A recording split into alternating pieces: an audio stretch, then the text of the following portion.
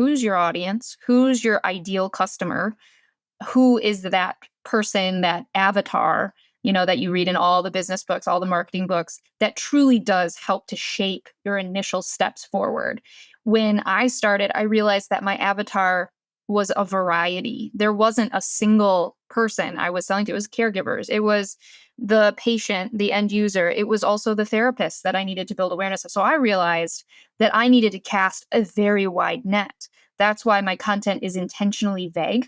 That's why my content is intentionally kind of guerrilla style. I want it to feel like you're not feeling super, like I knew that therapists were going to need one thing and a caregiver was going to need another. So I was like, I'm going to cast a really wide net. We're not going for specificity here. Yeah. Versus if I was doing something like a clinic or a practice and I was doing a pediatric practice and I wanted to direct my marketing efforts to parents of children with, disabilities, I'm going to make content that's a far more niched down, specific, value laden content for that population.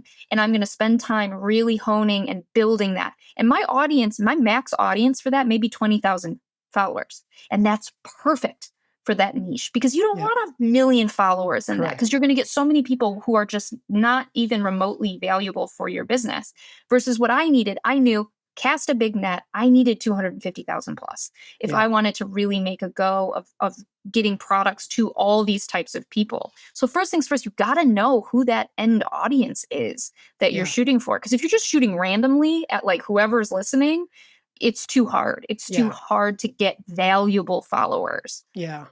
You bring up a really interesting point there too that we should probably highlight, which is that not every follower is equal. In other words, there is a vanity metric, like if you compare yourself, I'm going to make this up, but you compare yourself to like Kim Kardashian's social feeds or social media in numbers, you're never going to be happy, but that's a totally different customer demographic, totally different, goal.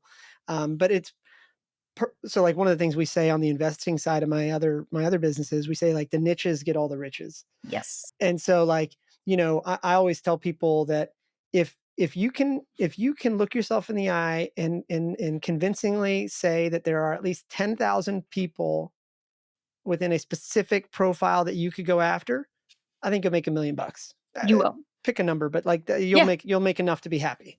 I completely agree. And you shouldn't be chasing. That's the thing too, is people get really, they're like, look at the size of your audience. I'm like, the numbers mean almost nothing to me. What I'm most proud of are the engaged followers who are in my DMs every day, who are actively responding to my inquiries with my polls. And, those folks, and those are the ones you want to foster and build around. And those are the ones when they ask a question, I make a content piece about their question.